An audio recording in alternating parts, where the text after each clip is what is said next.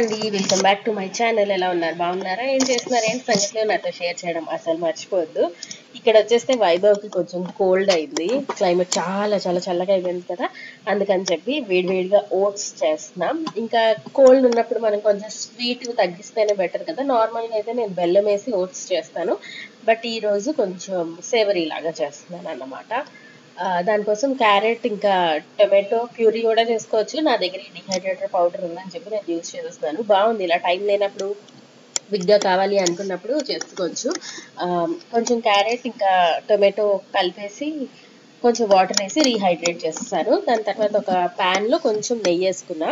తర్వాత కొంచెం పోపులా పెట్టేసుకొని, ఏం లేదు ఉప్మా ఎలా చేస్తామో అలానే, కాకపోతే నూక బదులు ఓట్స్ పౌడర్ వేసాను అనమాట. ఓట్స్ మనకి రోల్డ్స్ రోల్డ్ ఓట్స్ ఉంటుంది కదా, స్టీల్ కట్ కాదు, రోల్డ్ ఓట్స్. అవి కొంచెం డ్రై రోస్ట్ చేసి పౌడర్ చేసి పెట్టుకుంటాను. సో ఎప్పుడైనా మనకు కావాల్సినప్పుడు వాళ్ళకి తినడానికి ఈజీగా ఉంటుంది. నార్మల్ ఓట్స్ కూడా మెత్తగా అయిపోద్ది, కానీ పిల్లలు అప్పుడప్పుడు తినరు, అందుకని ఇలా పౌడర్ చేసి పెట్టేసుకుంటే, ఫైన్ పౌడర్ కాదు, కొంచెం బరగ్గా చేస్తే సరిపోద్ది. నేను ఇక్కడ ఇంకేం వేయలేదు, కొంచెం ఆవాలు జీలకర్ర ఇంకా పెప్పర్ పౌడర్ వేసా జలుబు ఉందని చెప్పి. తర్వాత ఈ ఓట్స్ కూడా వేసేసి కొంచెం డ్రై రోస్ట్ చేసేసి ఇలా వేసుకున్నాను. ఇలా కాకపోతే మనం ముందు క్యారెట్ టొమాటో వాటర్ ఉంది కదా, అది వేసి అది బాయిల్ అయిన తర్వాత కూడా ఓట్స్ వేసుకోవచ్చు. ఏదన్నా సరే అందులో ఉడకాలంటే. ఇలా చేస్తే కొంచెం లమ్స్ అయిపోతాయి, అప్పుడు చూసుకొని మనం లమ్స్ అన్నీ తీసేస్తే సరిపోద్ది. అంతే, బాగా బాయిల్ అయిపోయిన తర్వాత దగ్గరికి వచ్చేస్తుంది. ఇంకా కొంచెం గోరువెచ్చగా ఉన్నప్పుడు తినిపిస్తే వాళ్ళకి కొంచెం బాగుంటుంది అన్నమాట. చాలా చాలా సింపుల్ ఈజీ రెసిపీ కదా. ఇంకా 2 ఇయర్స్ పిల్లలకి ఇంకేం మంచి మంచి వంటలు చేసి పెట్టచ్చు. మీకు ఏదైనా టక్కన ఐడియా వస్తే కింద కమెంట్ సెక్షన్లో చెప్పండి. మా పనమ్మాయి మళ్ళీ మానేసింది, బోల్డ్ రోజులు ఊరెళ్ళిపోయింది. ఇంకా మళ్ళీ ఎప్పటి వరకు మనం చేసుకోవాలో ఏంటో. ఎవరినైనా రమ్మంటే బయట నుంచి రోజుకి అరౌండ్ 200-300 తీసుకుంటారు. తీసుకున్నదే కాకుండా అదేదో ఫ్రీగా చేస్తున్నట్టు ఎక్స్ప్రెషన్ ఇస్తారు. నాకు అసలు మరి ఓపిక లేదు, చేసుకోవడమే ఈజీ అనిపిస్తుంటుంది. అండ్ ఇది కొంచెం చల్లగా చేసేస్తున్నా, దాని తర్వాత తినిపించడమే. సో ఈసారి అయితే ఇంకా బయట ఎవరిని పెట్టొద్దు, మనమే క్లీన్ చేసేసుకుందాం అనుకుంటున్నాను. కొంచెం ఒక గంట తీస్తే అయిపోద్ది, ఎలాగో కింద మీద పడి. ఇది వచ్చేస్తే అగారో బెడ్ వ్యాక్యూమ్ క్లీనర్, మీ అందరికీ తెలుసు. ఇందులోంచి మనకి యూవీ లైట్ లాంటిది ఒకటి వస్తుంది, దాని నుంచి జర్మ్స్ అన్ని పోతాయి అన్నమాట. అంతేకాకుండా క్లీన్ కూడా అవుతుంది, లైక్ వ్యాక్యూమ్ లాగా కూడా చేస్తుంది. ఎక్కువ మంది ఇలా పరుపులు అవి క్లీన్ చేయడానికి బేకింగ్ సోడా అవి వేసి కాసేపు ఉంచిన తర్వాత ఇలా చేస్తారు. అప్పుడు లోపల ఉన్న ఆర్డర్ కానీ లేకపోతే ఏమైనా డస్ట్ కానీ అన్నీ పోతాయి అంటారు. నాకు బేకింగ్ సోడా వేయాలంటే ఎందుకో భయం వేస్తుంది. మా చిన్నప్పుడైతే మేము పౌడర్ వేసేవాళ్ళం అనుకున్నట్టు, మరి ఆటలో వేసామో నిజంగా వేసామో ఎందుకు వేసామో గుర్తులేదు, కానీ పౌడర్ వేసినట్టు గుర్తొస్తుంది. సో ఇది అగారో బెడ్ వ్యాక్యూమ్ క్లీనర్, దీని లింక్ ఇస్తా డిస్క్రిప్షన్ బాక్స్లో అని, తప్పకుండా చెక్ చేయండి. ఇంకో 1 మంత్ తర్వాత మనకి పండుగ వచ్చేస్తుంది, పెద్ద పండుగ. అప్పుడు మనందరం కూడా మళ్ళీ ఇల్లు క్లీనింగ్ కడిగించడాలు అన్నీ చేయాలి. సో అంతమంది రెడీగా ఉన్నారు అనేది చెప్పండి. అండ్ మన డిష్ వాషర్ మాత్రం ఇలా పని రానప్పుడు, దాని తర్వాత ఎప్పుడైనా ఇలాంటి టైమ్స్లో చాలా హెల్ప్ అవుతుందండి.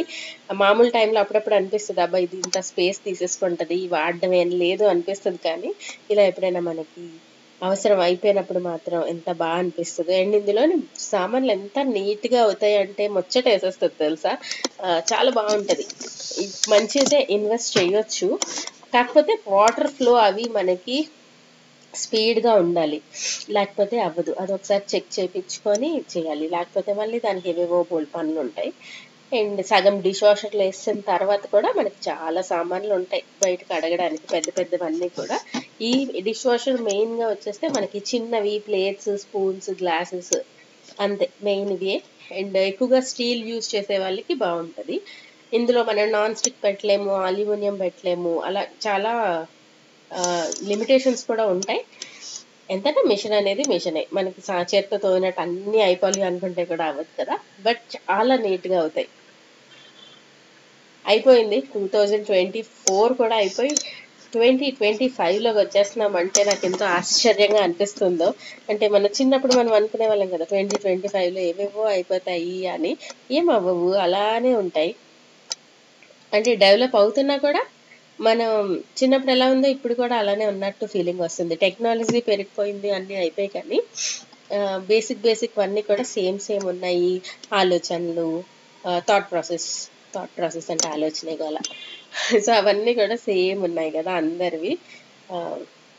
అలాగా మన ఇయర్ అయిపోతున్నప్పుడు ఏవేవో బోల్డ్ అనే థాట్స్ మనకు వచ్చేస్తూ ఉంటాయి. అండ్ ఇది చాలా సార్లు చూపించాను కదా బిగ్ బాస్కెట్ది, ఎంత బాగుతుందో ఇది. ఇంకా దీనికి మళ్ళీ వేరేగా రిన్సింగ్ వేయడని అదని ఇదని ఏం వేరేగా వేయక్కర్లేదు, ఒక ట్యాబ్లెట్ తీసుకొని పెట్టేస్తే సరిపోద్ది. సాల్ట్ మాత్రం మనకి డిస్ప్లేలో అది చక్కని లైట్ వెలుగుతుంది, ఆగుతుంది, బ్లింక్ అవుతుంది. అమ్మయ్య. సో బ్లింక్ అయినప్పుడు సాల్ట్ రీఫిల్ చేసుకోవాలి. ఇది రిన్సైడ్ కూడా రీఫిల్ చేయమంటది కానీ నేను ఇంకా కొనలేదు. ఇంకేవి ఇవి ఎప్పుడో వాడుతున్నాను కదా, సో ఈ ట్యాబ్లెట్ వేస్తే నాది నీట్గానే అయిపోతుంది అందుకని చెప్పి ఇంకా ఇలా వాడేస్తున్నాను. ఇందులో కూడా బోల్డ్ అని రకాలు వస్తాయి ఈ ట్యాబ్లెట్స్లోనే.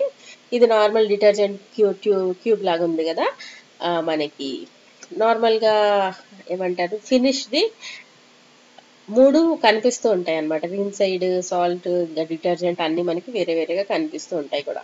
అండ్ ఇది వచ్చేస్తే పాస్తా, డిసానో పెనీ పాస్తా అండి. ఇది 100% దరం వీట్ సెమోలినాతో చేస్తారు ఈ పాస్తాని. సో ఇందులో ఆర్టిఫిషియల్ కలర్స్, ఫ్లేవర్స్, ప్రిజర్వేటివ్స్ ఏమీ ఉండవు.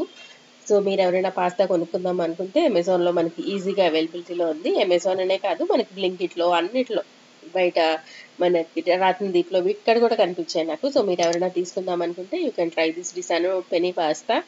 సో ఇలా ఒక ఎయిర్టైట్ కంటైనర్లో స్టోర్ చేసేసుకొని మనకు కావాల్సినప్పుడు వండేసుకోవచ్చు. దాని తర్వాత అలా ఇంట్లో పనులన్నీ కూడా అవుతున్నాయి. అంతే, మళ్ళీ ఎప్పుడు వస్తుందో 3 days అనింది కానీ డౌటే నాకు. చూడాలి, అప్డేట్ చేస్తూ ఉంటా. అండ్ 2024 అయిపోతుంది కదా, సో ఇంకా 1 month ఉందంటే మనకి మళ్ళీ బోల్డ్ ఆలోచనలు వస్తూ ఉంటాయి.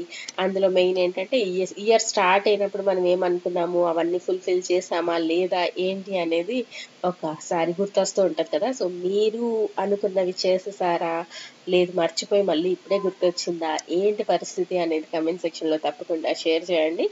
అండ్ ఇప్పుడు వచ్చేస్తే ఇక్కడ నేను కాలీఫ్లవర్ ఫ్రై చేసిన, కర్రీ లాంటిది, కర్రీ కోసం ఫ్రై. అమ్మయ్య. అప్పుడప్పుడు ఇలాగ అల్యూమినియం ఇవన్నీ కూడా వాడుకోవచ్చు, మరీ అవేవో శత్రువుల్లాగా చూడక్కర్లేదు. నేను వీడియో తీసినప్పుడు అనుకున్నాను అల్యూమినియంది చూపించేస్తున్నావా అన్నట్టు అనిపించింది. దాని తర్వాత ఆహా చాలులే, ఇవన్నీ ఇందులో మనం వండుకోకుండా తినకుండానే పెద్ద అయిపోయామా ఏంటి. అంతా ఏది కూడా చెడ్డది అని ఉండదు, ఏదైనా ఎక్కువ అయిపోతేనే మంచిది కాదు. అలానే ఈ అల్యూమినియంవి కూడా మనం ఎవ్రీడే 3 పూటలు వీటిల్లోనే చేసుకుంటున్నాము అనుకుంటే ఓవర్ ద ఇయర్స్ మనకి అల్యూమినియం ఏదైతే ఉందో అది మన ఫుడ్లో లీచ్ అయ్యి అది మన బాడీలోకి వస్తుంది. అప్పుడు ప్రాబ్లం అవుతుంది. మెయిన్గా ముడుకుల నొప్పులు, ఆ నొప్పులు, ఈ నొప్పులు వస్తాయి అంటారు.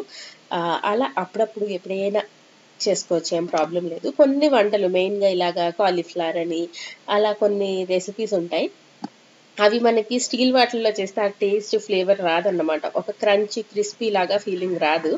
అందుకని అలాంటివి నేను ఇలాగ అల్యూమినియం వాటిల్లో చేసేస్తాను. ఐరన్ దాంట్లో కూడా చేసుకోవచ్చు, ప్రస్తుతానికి అది చేతికి దొరికిందని చెప్పి తీస్తాను అంతే. ఇది బేసిక్ రెసిపీ అండి, నథింగ్. ఇందులో మసాలాలు అవి ఇవి ఏం వేయలేదు. కాలీఫ్లవర్ గ్రీన్ పీస్ కాంబినేషన్ కూడా చాలా బాగుంటుంది. అంటే కొంచెం తాలింపు పెట్టేసి పచ్చిమిరపకాయలు, కాలీఫ్లవర్, గ్రీన్ పీస్, కొంచెం సాల్ట్, కొంచెం ఉప్పు సాల్ట్ ఒకటి. సో సాల్ట్, పసుపు వేసేసి బాగా మగ్గనిచ్చి ఫ్రై చేసేసుకుంటే అయిపోతుంది. ఆ కాలీఫ్లవర్ గ్రీన్ పీస్ నుంచి వచ్చిన ఫ్లేవరే మనకి డామినేటింగ్గా ఉండాలి. ఇందులో మళ్ళీ గరం మసాలా అని, కొరియాండర్ పౌడర్, క్యూమిన్ పౌడర్, అది ఇది అన్నీ వేసేస్తే మళ్ళీ ఒకటే టేస్ట్లా ఫీలింగ్ వస్తుంది.